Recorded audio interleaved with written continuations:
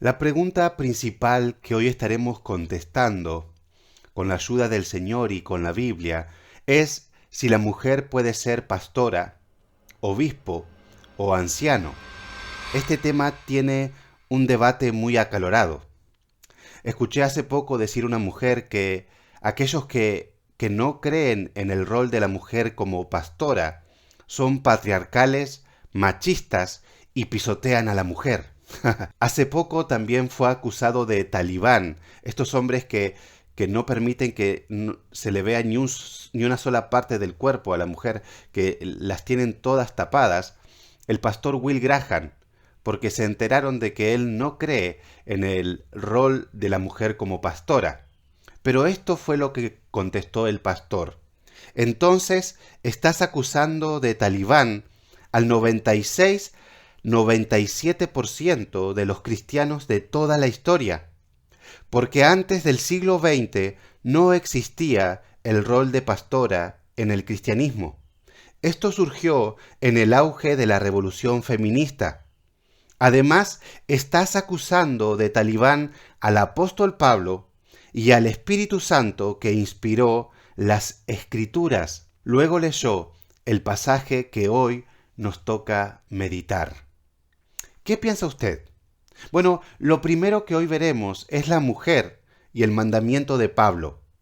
Muchos han interpretado por estos versículos que la mujer no debe ni siquiera hablar en la congregación. ¿Será que quiere decir eso? Segundo, veremos la mujer y la explicación de Pablo. Veremos cuáles son los argumentos del apóstol. Y tercero, la mujer y su salvación. En nuestro texto encontramos esta frase: la mujer se salvará engendrando hijos. ¿Qué significa esto? Bueno, también lo estaremos viendo con la ayuda del Señor en nuestro estudio de hoy.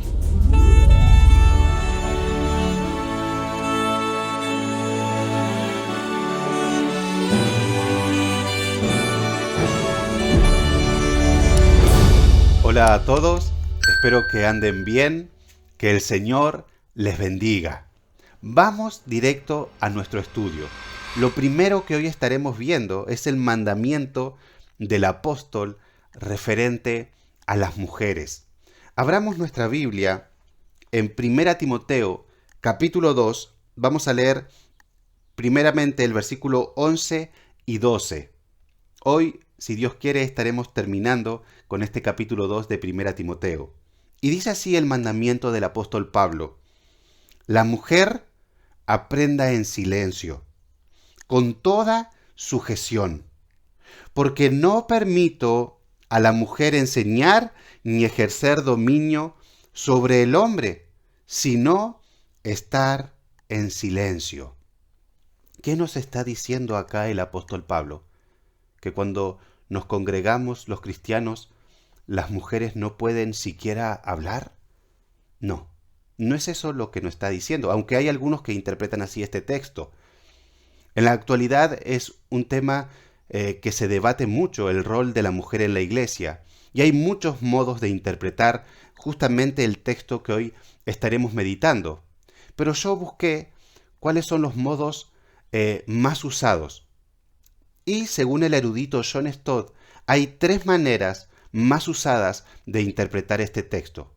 El primero es el literalismo acartonado, y John Stott decía y poco imaginativo, en el cual simplemente se toma el texto sin tener en cuenta el contexto cultural y bíblico. Y aunque parezca raro, hay muchas personas que hoy entienden así este texto, que la mujer no puede siquiera hablar.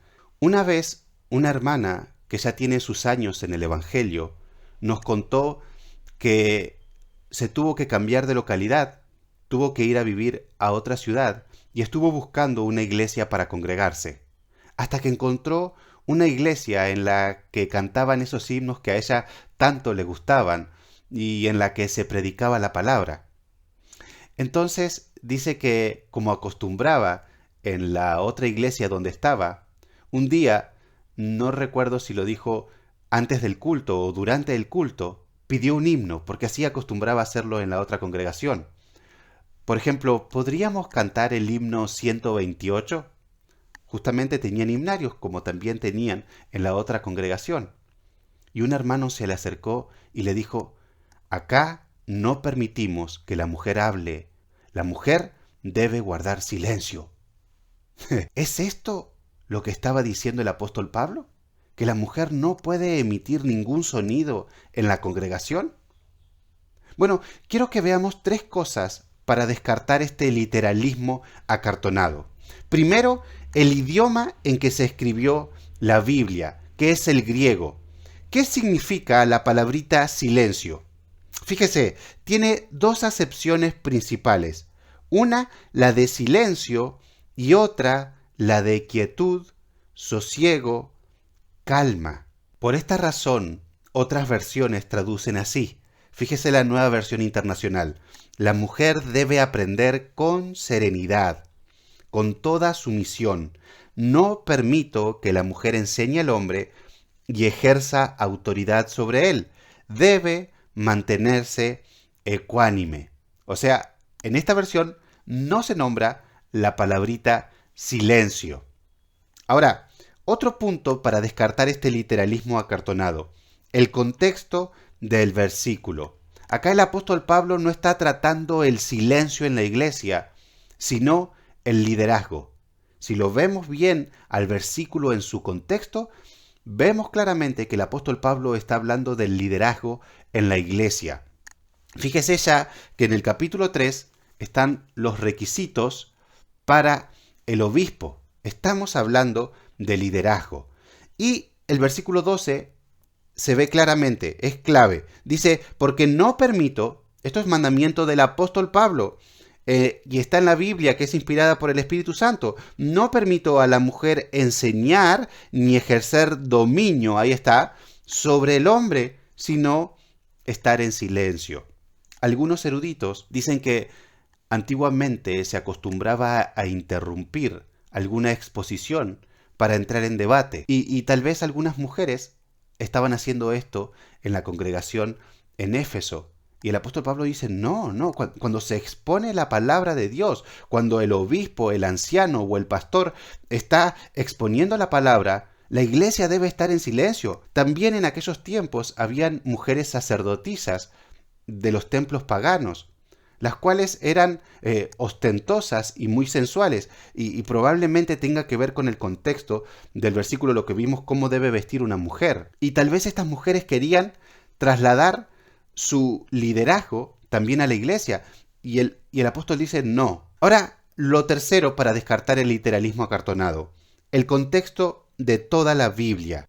La Biblia dice que la mujer entonces no puede predicar ni hablar en la congregación. Primero, las mujeres participaban en las oraciones en la iglesia primitiva. Tenemos una mujer famosa del Nuevo Testamento, a Priscila, que junto a su esposo enseñaron a Apolo, un gran predicador de esos tiempos, mejor el Evangelio. O sea que esta mujer entendía el Evangelio y podía explicarlo. Además, Pablo también dice que las mujeres deben enseñar a sus hijos y a otras mujeres. Se nombran a mujeres profetisas como algo común. Y en 1 Corintios el apóstol Pablo no prohíbe que la mujer participe de la reunión, no prohíbe que la mujer hable, sino que ordena cómo deben orar y cómo es que deben profetizar. ¿Y qué es lo que significa que habían mujeres profetisas? ¿Qué significa profetizar? Dice 1 Corintios 14:3, en cambio, el que profetiza habla a los demás. Obvio, está hablando de hablar la palabra de Dios. ¿Para qué? Para edificarlos, animarlos y consolarlos. Entonces, descartamos literalismo acartonado. El segundo modo de interpretar es el rechazo total. Y este es el modo de interpretar preferido de los liberales. Decía John Stott, simplemente sacan una tijera grande y recortan el texto de la Biblia que no les gusta. Pero hermanos, no podemos sacar un texto simplemente porque no encaja con nuestra cultura. Debemos aplicar el principio del texto. Recordemos que es palabra del Señor y hay maldición sobre aquel que saque o que añada a la palabra del Señor. Los liberales son muy eruditos. Ellos dicen, el contexto era machista, la mujer era mal vista dirigiendo, en la actualidad tenemos directoras y aún hasta presidente mujer. Sí, lo entiendo perfectamente. Yo, desde que empecé a trabajar, he tenido directoras y muy buenas directoras. Creo que un año o medio año tuve un nombre de director.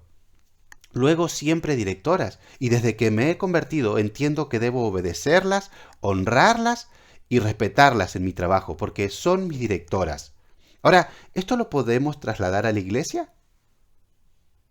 ¿Cuál es el principio que enseña el apóstol Pablo en este texto? Yo les hablé de una mujer que estaba enojada con los que no dejaban que la mujer sea pastora en la iglesia. Y ella decía que eran machistas, patriarcales, que pisoteaban a la mujer. Parecía que estaba enojada con el apóstol Pablo. Parecía que quería recortar este pedazo de la Biblia. Pero no podemos hacer eso. Si nacemos en un lugar donde está permitido mentir y robar, entonces ¿qué hace el cristiano? ¿Simplemente empieza a robar y empieza a mentir?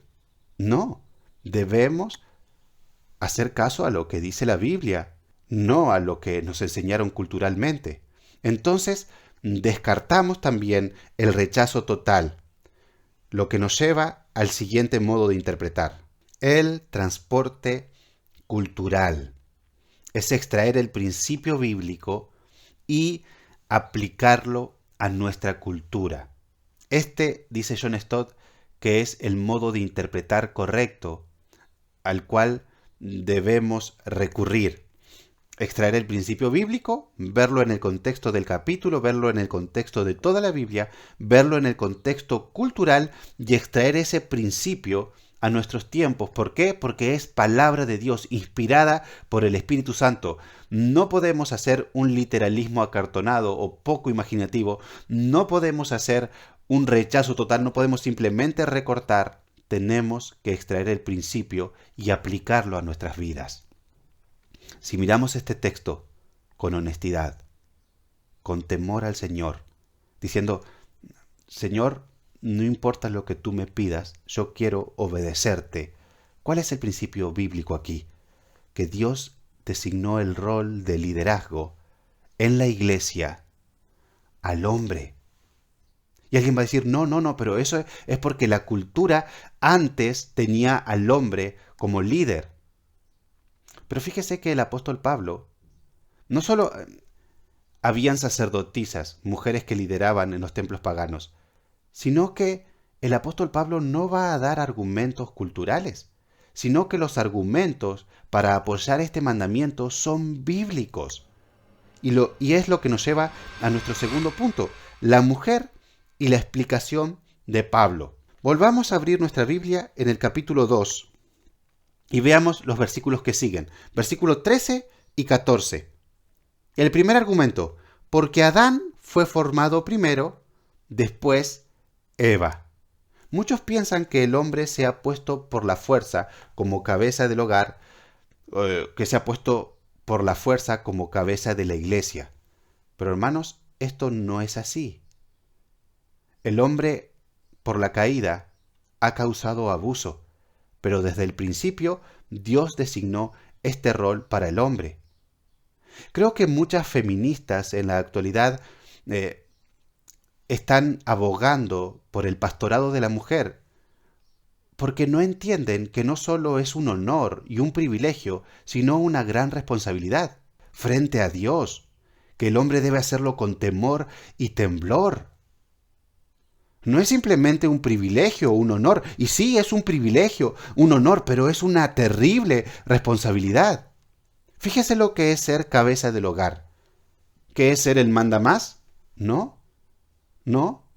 Es amar con un amor sacrificial a su esposa.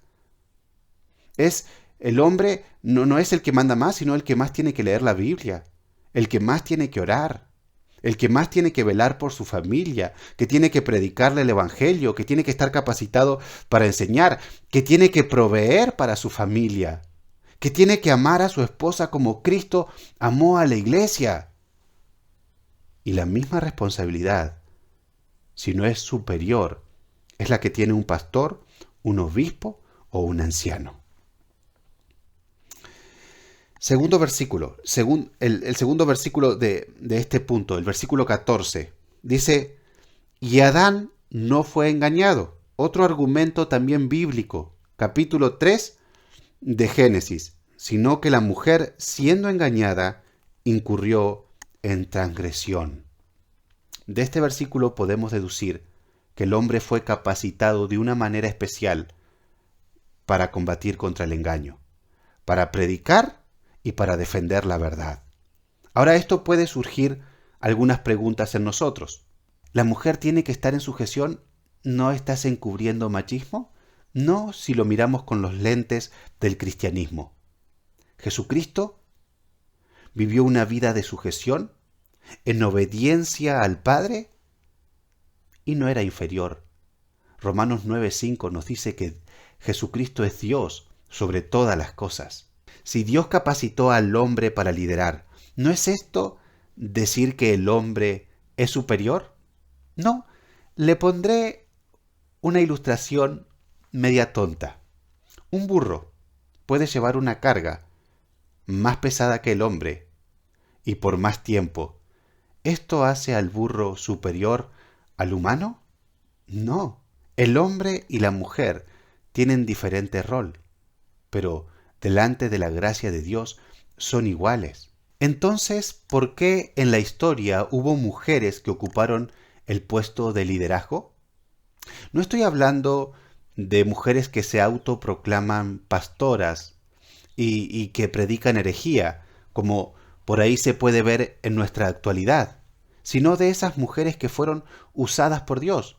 Por ejemplo, en el libro de Jueces tenemos a Débora, que fue una gobernadora, una jueza que el Señor levantó para estar dirigiendo su pueblo. Leí esta ilustración en un comentario. Si el padre de familia abandona su familia o muere, la mujer queda como cabeza del hogar. Hubieron tiempos, como en el libro de Jueces, de mucha apostasía, en que había hombres incrédulos, hombres inmaduros, o simplemente que no querían la responsabilidad terrible de dirigir.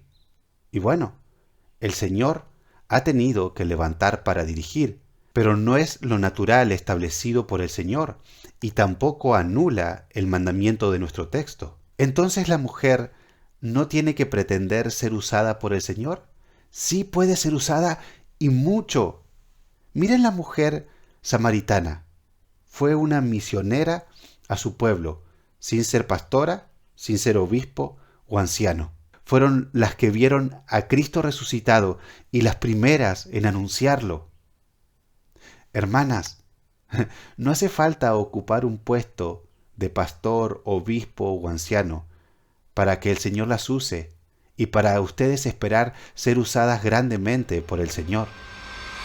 La mujer y su salvación. Vamos a ver nuestro último versículo para terminar con el capítulo 2.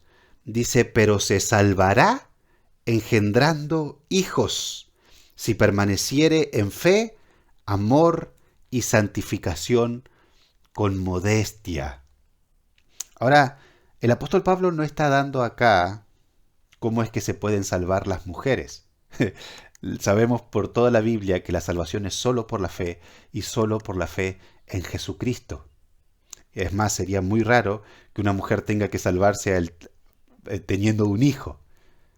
Lo más probable es que el apóstol Pablo todavía está hablando de Génesis. Génesis 3:15, que de ella saldría una simiente que aplastaría la cabeza de Satanás, que aplastaría la cabeza de la serpiente, destruyendo así el imperio de la muerte y el imperio del pecado. Estamos hablando de nuestro Señor y Salvador Jesucristo. Hermanos, hermanas, Aunque tenemos roles diferentes, ante la gracia somos iguales. Ambos tenemos que arrepentirnos de nuestros pecados y poner nuestra fe en Jesucristo para salvación. Pero acá hay algunas evidencias de salvación. Fíjese en nuestro texto. Sí, ahí están las evidencias. Si esto no está, es que no hay salvación. Pero si esto está, es que hay salvación. Si permaneciere en fe, amor, santificación, modestia. Esta palabrita modestia nos recuerda lo que vimos en el estudio pasado de la ropa de la mujer. Modestia. Hace poco se hizo famosa una pastora porque dejó de ser pastora para ser stripper. Ahora se olvidó de la modestia. Hoy es sensual, quiere atraer todas las miradas, quiere su propia gloria. Se olvidó de la modestia. Y muchos dirán, bueno, esa mujer se apartó del camino. Esa mujer conoció al Señor y ahora lo dejó. Pero ¿sabe lo que le dirá el Señor? Nunca os conocí. ¿No es te conocí un poquito mientras estabas en la iglesia? Después te desconocí. No, nunca te conocí. Hacedores de maldad, le va a decir el Señor a muchos. Hermanos, la salvación es solo por la fe y solo por la fe en Jesucristo. Pero esta salvación trae frutos inevitablemente. Y un fruto que caracteriza a todo genuino cristiano es que hoy es cristiano, mañana es cristiano. Y si pasan 20 años y todavía no vino el Señor, va a seguir siendo cristiano. ¿Por qué? Porque va a perseverar en fe, en amor, en santificación y en modestia, porque quiere obedecer a su Señor.